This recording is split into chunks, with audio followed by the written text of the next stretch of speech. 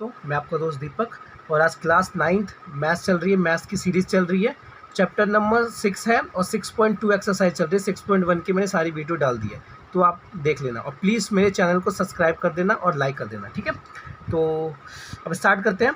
तो question number देख लिया। क्वेश्चन दिया हुआ है 6.2 एक्सरसाइज का सेकंड क्वेश्चन है, ठीक है। क्वेश्चन नंबर सेकंड है, ठीक है ना। देखते हैं। कह रहा है आकृति 6.29, ये आकृति 6.29 में यदि ए बी पैरेलल है सी डी के, समानांतर है, ये वाली रेखा इस वाली लाइन के, मतलब ये वाली लाइन इस लाइन के क्या है, समांतर है, ठीक है। समांतर का मतलब होता है कि कभी भी आगे जाके नहीं कटेगी, ये बात ध्यान रखिएगा। और सी डी जो है ई एफ के, और ये वाली जो लाइन है वो इस लाइन के बराबर है, मतलब बराबर के कहने का मतलब है कि समानांतर है, पैरेलल है, ठीक है। और वाई रेशियो जेड की वैल्यू दे रखी है आपको 3:7 है, तो x का मान ज्ञात कीजिए। इस x की वैल्यू निकालनी है हमें, ठीक है। देख लिया आपने। अब देखिए, अब आपको कैसे करना है, स्टार्ट करते हैं। सॉल्यूशन में पहले गिवन दिया है, तो आप पहले जो जो गिवन दिया है वो लिख लीजिए। हमें दिया है कि ए बी जो है वो पैरेलल है सी डी के, फिर हमें दिया है कि सी डी जो है वो पैरेलल है ई एफ के। अब एक बात बताइए, जब ए बी सी डी के पैरेलल है, इसका मतलब क्या है, और सी डी ई एफ के पैरेलल है, मतलब ये वाली लाइन इसके पैरेलल है और ये वाली लाइन इसके पैरेलल। इसका मतलब हो गया कि ऊपर वो वाली जो लाइन है ना, वो नीचे वाले लाइन के भी पैरेलल होगी, ठीक है। इसका मतलब यहाँ पे आप लिख सकते हैं A B parallel E F, ये बात ध्यान रखिएगा। और आपको देखिए रेशियो क्या दिया हुआ है आपको, तो रेशियो यहाँ पे क्या दिया है आपको, y अनुपात z दिया है आपको 3:7। तो सबसे पहले यहाँ पे आप मान लीजिए, माना अनुपात बराबर a, आपने a अनुपात मान लिया, और y की वैल्यू यहाँ पे 3 है, तो y बराबर 3 और अनुपात को a माना है अपने, तो 3a हो गया। और यहाँ पे z बराबर क्या है 7, और अनुपात को आपने a माना है, तो अनुपात यहाँ पे a हो गया, मतलब कि 7a, ठीक है। अब चलते हैं थोड़ा सा आगे। अब आप देखिए, हमें दिया था, हमें क्या था, हमें गिवन है, क्या गिवन है हमें, सॉरी, हमें गिवन है कि ए बी जो है वो पैरेलल है किसके, सी डी के, ये हमें गिवन था, ठीक है। अब अगर ये वाली लाइन इसके पैरेलल है, और आप ये देख रहे हैं कि ये वाली जो एक रेखा जो जा रही है, ये जो लाइन जा रही है, ये ए बी और सी डी को काट रही है, तो कभी भी ध्यान रखिएगा ये एक तिर्यक रेखा है, जिसे इंग्लिश में ट्रांसवर्सल लाइन कहते हैं। और कभी भी एक ट्रांसवर्सल लाइन मतलब कि तिर्यक रेखा दो समानांतर रेखा को काटेगी, तो उसके आंतरिक कोणों का योग 180 डिग्री होगा, ठीक है। तो आप लिख सकते हैं कि अब आप ये भी लिख सकते हैं कि यदि एक तिर्यक रेखा यदि एक तिर्यक रेखा दो समांतर रेखाओं को काटती है, समांतर रेखाओं को काटती है,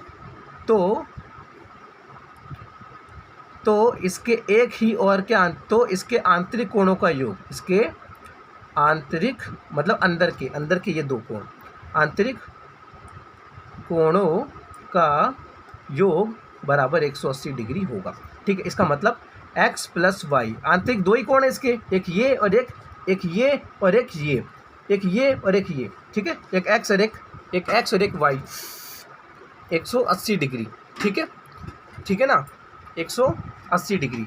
अब ये 180 डिग्री हो गए, ठीक है। अब एक चीज़ और देखते हैं, इन्होंने एक चीज़ और बोली थी, इन्होंने क्या एक चीज़ और बोली हुई है कि सी डी जो है वो पैरेलल है ई और एफ के, मतलब ये वाली जो रेखा है वो इस वाली रेखा के पैरेलल है, मतलब समांतर है, ठीक है। अगर ये वाली रेखा इसके समांतर है, इसका मतलब क्या हुआ, इसका मतलब होगा कि ये वाली लाइन भी y होगी, मतलब ये वाली एंगल भी y होगी। अगर ये वाली लाइन इस लाइन के बराबर है, तो ये वाला एंगल अगर y है तो ये भी y होगा।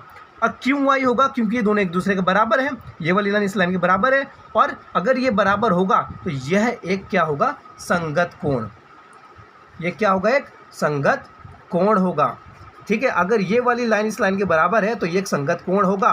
तो आप देखिए, ये यहाँ पे बन चुका है आपका एंगल, और एक यहाँ बना है, और इन दोनों को जोड़ेंगे तो 180 डिग्री बनेगा, 180 डिग्री बनेगा, ठीक है। मतलब y प्लस जेड बराबर 180 डिग्री है, क्यों, ठीक है, क्योंकि अभी हमने बोला एक तिर्यक रेखा, ये क्या है, सी डी बराबर क्या है, ई एफ है। तो यहाँ पे आप नोट में लिख दीजिए सी डी पैरेलल है ई एफ के, इसलिए सी डी पैरेलल है ई एफ के, इसलिए ये y प्लस जेड बराबर 180 होगा। और ये क्या है? संगत कोण, संगत कोण। ठीक है, अब देखिए यहाँ पे y की वैल्यू रखी है, यहाँ पे z की वैल्यू रखी है। y की वैल्यू ये रही, y की वैल्यू ये रही और z की वैल्यू ये रही, रखिए यहाँ पे। तो यहाँ पे 3a प्लस z की वैल्यू है 7 इज इक्वल टू 180। तो यहाँ पे tan z आ गया, सॉरी tan a आ गया इज इक्वल टू 180। ठीक है, तो a की वैल्यू क्या आ जाएगी? यहाँ पर 10 मल्टीप्लाई में है तो यहाँ पे 180 के नीचे डिवाइड में आ जाएगा, काटेंगे तो क्या आ जाएगा? बराबर 18 आ जाएगा। ठीक है, a की वैल्यू कितनी आ गई? 18 आ गई। ठीक है, अब जब देखिए जब आप a की वैल्यू 18 आ चुकी है, तो जब a की वैल्यू 18 आ गई, हमें पता है कि a की वैल्यू कितनी आ गई? 18 आ गई। ठीक है, a की वैल्यू कितनी आ गई? 18 आ गई। अब a की वैल्यू 18 आ चुकी है। ठीक है, a की वैल्यू क्या आ गई? 18 आ गई। ठीक है, तो जब a की वैल्यू 18 आ चुकी है, इसका मतलब क्या हुआ कि यहाँ पे, अब देखिए यहाँ पे हमने माना था y is equal to 3a और z is equal to 7a।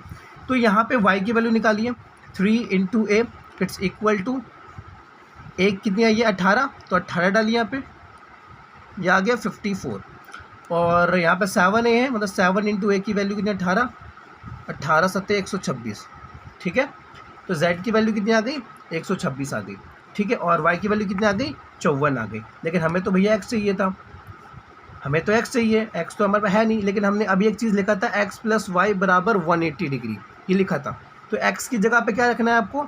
x है ही नहीं, y की जगह पे इस y वाली वैल्यू को रखो, सॉरी इस y वाली वैल्यू को रखना है आपको, 54 degree is equal to 180 degree. तो x is equal to 180 degree minus 54 degree, तो x इज इक्वल टू, अब देखिए यहाँ से 10 में से 4 जाएगा 6, 7 में से 5 जाएगा 2 और 1 का 126 डिग्री। तो x भी 126 डिग्री आ गई और y भी आपकी 126 डिग्री आ गई। तो ये आपका आंसर आ गया। तो सारे आंसर हो गए आपके। ठीक है, तो अगर आपको कोई भी डाउट है तो आप पूछ सकते हैं। ठीक है, ये क्वेश्चन है, देख लीजिए आप। ठीक है, तो ये सारे मैंने क्वेश्चंस कर दिए, और अगर आपको कोई भी डाउट होता है तो आराम से पूछ लीजिएगा। ठीक है, या तो आप मुझे कमेंट कर सकते हैं, कमेंट में मैं आपको आपके डाउट सॉल्व कर दूंगा। ठीक है, तो देख लीजिए आप। Thank you so much.